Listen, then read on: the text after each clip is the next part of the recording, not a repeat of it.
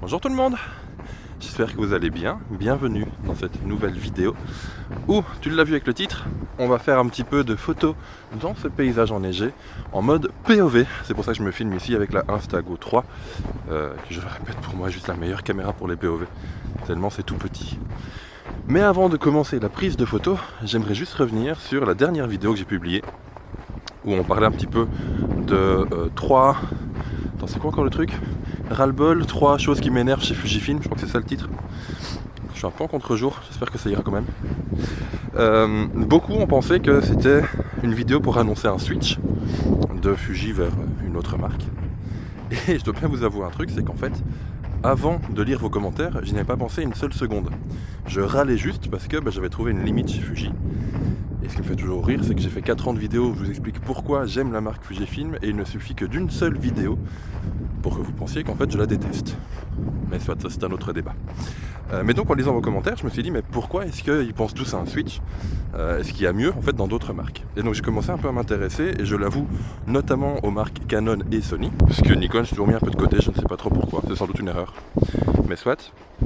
Et en fait en regardant notamment chez Sony, qui est une marque que je connais bien parce que j'ai déjà été chez eux pendant quelques temps, je me suis rendu compte qu'ils avaient quand même maintenant de superbes optiques, notamment avec la gamme GM, même si le prix fait mal également. Et donc j'en ai beaucoup parlé avec notamment Mathieu de la chaîne NoCab qui vient de dépasser les 10 000 abonnés, félicitations à lui. Allez suivre son travail d'ailleurs, photographie de paysage juste dingue. Et en fait en parlant avec lui, je me suis rendu compte que ce serait peut-être pas une si mauvaise idée que ça, que toutes les limites que j'ai trouvées chez Fuji, en fait, elles ont quasiment toute une réponse chez Sony, excepté l'ultra grand angle. Il y a un objectif, si je venais à switcher chez Sony, qui me manquerait énormément, c'est le 8 mm Fuji, qui est donc un équivalent 12 mm à lentille plate, très important pour monter des filtres, et il n'y a pas de réponse à ça chez Sony, du moins pas encore. Donc est-ce qu'un switch est à venir? Je vous avoue que ouais, j'y pense un petit peu. Maintenant, je n'y pense absolument pas avant de faire la vidéo de la semaine passée. En fait, c'est vraiment en lisant vos commentaires que je me suis dit, mais pourquoi pas au final. Bon, après, t'as le droit de croire ce que tu veux, si tu penses que je suis payé par les marques ou que je suis un... C'était quoi déjà le commentaire? Un gamin insatisfait ou un truc comme ça, je sais plus, enfin bref. Je vous en prie, allez-y, un commentaire est un commentaire, qu'il soit positif ou négatif, c'est toujours bon pour le référencement. Donc si t'as envie de râler et de me cracher dessus, l'espace commentaire est grand ouvert. Voilà. Bref, on arrête de parler matos. J'ai sorti effectivement de chez Sony, ça je l'avais déjà, le A6700 et le 70-200 f4 macro, histoire de shooter un petit peu dans ce beau paysage. Waouh, la lumière est dingue. Et donc on va faire ça. Je mets l'Instago sur le torse et c'est parti pour un petit POV qui durera, à mon avis, un bon 10-12 minutes. Voilà. Allez, bonne vidéo tout le monde.